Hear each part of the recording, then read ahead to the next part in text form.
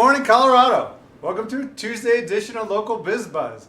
I'm your host, Larry Hers, and today in studio, I have Matt from Getright. Welcome, Matt. Thank you. Thank you for having me.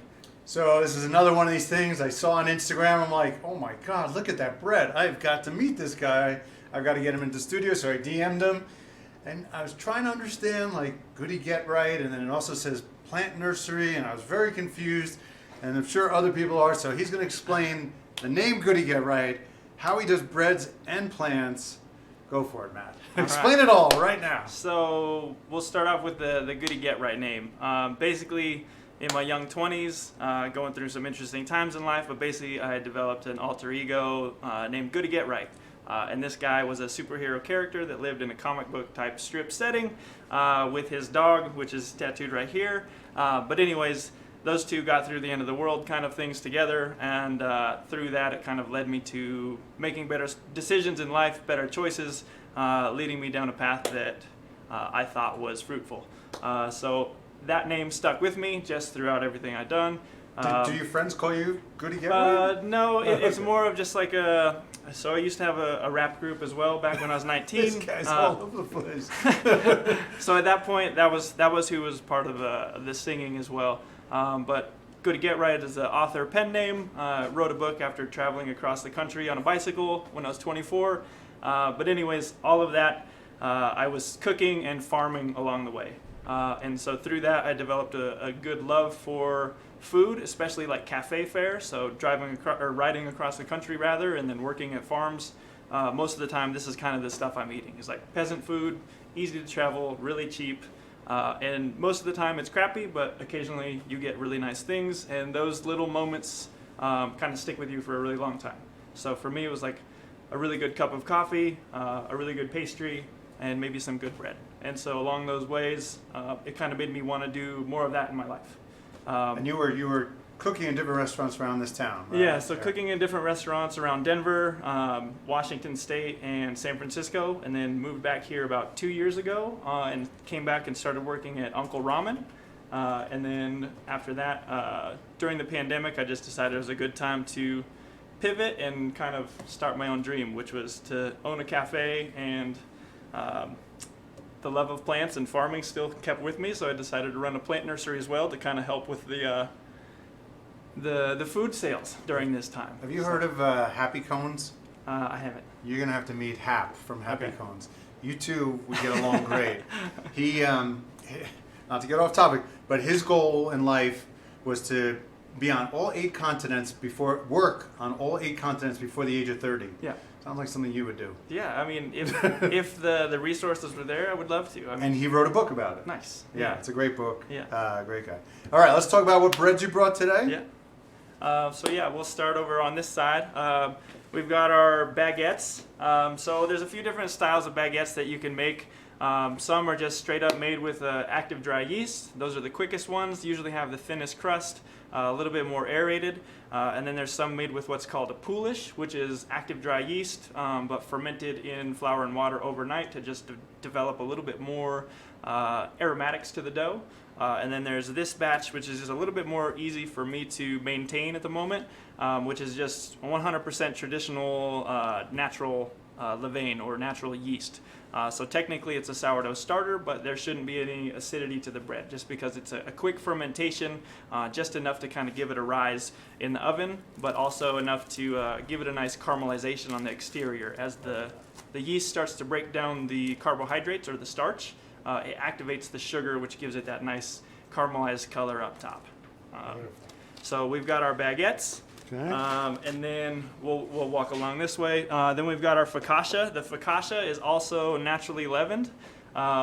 This one I was working on a focaccia recipe for months and months, and I just didn't like any of them. I was trying to stay true to what I was reading was authentic focaccia, and after a while you start to not understand what that even means and what is authenticity other than just delicious product, hopefully. Okay. So kind of threw out the idea of authenticity and just went for something that tasted good. So loosely based off of just our standard sourdough recipe, only made with semolina flour instead. So it gives it a lighter crumb, a little bit nicer of a aromatics as well, a little bit of toasty like nuttiness to it, and then a good amount of olive oil inside as well. But then the 2-day fermentation time caramelizes the exterior really nice.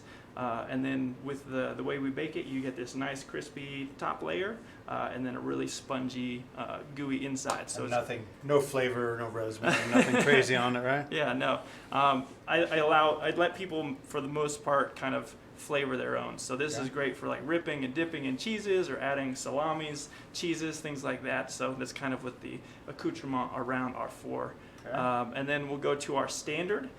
This is our sourdough country boule. This is just, we call it the country loaf. And so basically this is just, for the most part, a white flour. It's a white bread flour, and then we use the addition of spelt flour, which has a really nice elasticity to it, but it also gives it a little bit more aromatics as well. And then when you add a little bit more like whole grain starches to your dough, it ups the sugar content, which helps it caramelize a little bit better. So that's what gives it this nice sheen. Where are you making all these? So right now I have a bakery just running from the house. So we're technically You're a making cottage. this in the house. Yeah. So Amazing. I bake out of it's a oven called a Rofco B40. But basically it's a deck oven. It has 3 tiers, and it comes from I believe Belgium.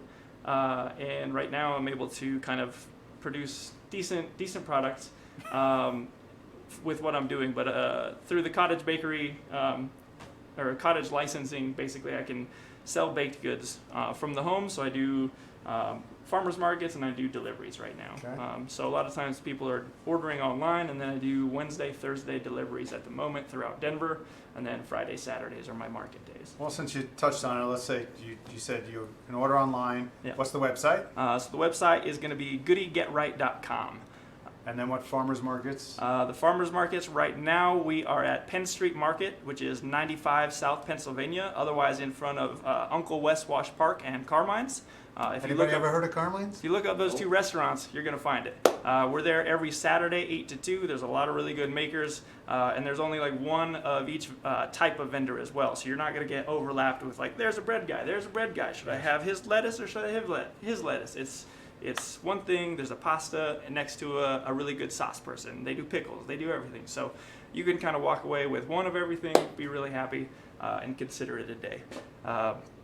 And then next month, month, we're going to be here a while, so we still got to get into the pastries, the plants. Yeah, the next farmers market is going to be called the Denver Stock Exchange, and that'll be at the Field House in front of the Mile High Stadium, just north of Colfax on Federal. And that one for me will be every Saturday, again 9 to 2. Starting. So, that one for me will be in November, every Saturday, but it starts in October. What kind of bread is this guy? So yeah, this one is an offshoot of our country white, but this one we call our seeded sourdough. And so this one, basically the whole grain content is up to notch. We have about 40 to 50% depending on kind of what bread flours I'm using. But basically it's whole grain rye, spelt, and then wheat. And then we have additional toasted seeds that are sesame, flax, pumpkin seed, and sunflower seed. And then some whole grain oats as well. So that gives it a nice depth, a nice aromatic to go with otherwise just kind of like the sweet characteristics of white bread. So this is really good for, let's say, just like a turkey sandwich. Yeah. It gives you the nuttiness, it gives you the depth. The toasted seeds really help to kind of bring the flavors down to accentuate other things. Moving on to dessert. Yeah, and so everything here is on the website, but these are our fruit galettes. Basically, the flavors are going to change. I try to keep with local right now. So what's good right now is plum. I had a couple peach last week, and the peach were really good, but peach have kind of lost their touch. The plums are still holding strong, and then once fruits kind of go out of season, we'll switch over to a mixed berry, which holds up really well frozen, so I can always provide a pretty good product throughout the year and still kind of give you those sweet notes in the cold months. And then biscuits. Buttermilk biscuits. Yeah, so these ones are a source of pride for me. A lot of times, rip them. So these I've struggled with for my whole cooking career basically. I worked with a guy in Washington who was from South Carolina, and he just talked about his biscuits all the time and how everything needed to be perfect and how his hands needed to be cold and the butter needed to be cold and how he coined in the butter and all these things. And then from that, I've met another Carolina guy, and he told me another aspect of the biscuits, and this is loosely based off of that recipe, but I've forgotten many times and had to redevelop over the last like 6 years probably. So now it's finally to the point where I like it, it's what I want it to be, and I've got the technique down pretty good to where it's tender, it's flaky, it's buttery, it pulls apart, it's got the layers. I'm proud of this biscuit. I'd say it stands up as one of the best in Denver. So if you haven't, try it out, order online. I show up at your door. What's better? Come on. All right, so what's the lead time you need? Usually if you give me 2 days, I can get there in time. Basically, the bread production is a full day time of fermentation, so I at least need those 2 days. So meaning, try to get your orders in Saturday, Sunday, Monday if you want deliveries by Wednesday, Thursday. If you pass my delivery mark, I just let you know via email or text that you're going to be included on the next week's delivery. If you have special needs, there's a special request box on our website. Just feel free to email me. I'm usually available. I get back to you within the day or two. So we can make whatever you want happen as long as you let me know. And then real quick, talk about the plants. Yeah, so last aspect of it, plant nursery. So the idea was to have a coffee shop cafe. At the time that this all started is the time where restaurants were no longer allowed to have people. So this is kind of where the search for having a physical retail location kind of switched over to being a completely mobile entity until things mellowed out and we could actually support something like that. So basically I run a greenhouse out of my house as well, building a little extra greenhouse that's dug into the ground to kind of help with the temperature. Temperature like 5 feet down is about 50 degrees throughout the winter, so less heating and cooling costs. But anyways, greenhouse operation as well to go with the plant nursery. We sell mainly cacti, succulents, and tropical houseplants. Next year, we're probably going to start doing a large garden plot in the house that we just bought. And hopefully, so my wife and I, we just got married in July. Bought a house in February, and then it's been crazy ever since. But yeah, we're going to give her a shout out. Yeah, so Lindsay, thanks for doing great. Lindsay Dolan Doolin, if you want to check her out on Instagram. I don't know, maybe. But yeah, we got some chickens in the backyard. We're gonna start a big farm plot. Maybe sell some specialty produce to some of the restaurants that I either used to work at or that I like. Just because I feel like I kind of understand the restaurants a little bit, so I know what they would actually buy and what microgreens are worth even producing or selling. So I think with that aspect, I think I can, if I sell just tomatoes next year, it'll be pretty good. And it'll be really good tomatoes. That'll be it. This guy's busy. The next thing you know, you're going to have a baby. Probably. Why not? Why not add that in? You heard that, Lindsay? You got a baby coming. Matt, so nice to meet you. Thanks for bringing this all in. Yeah. I'm going right in for this biscuit because look at that.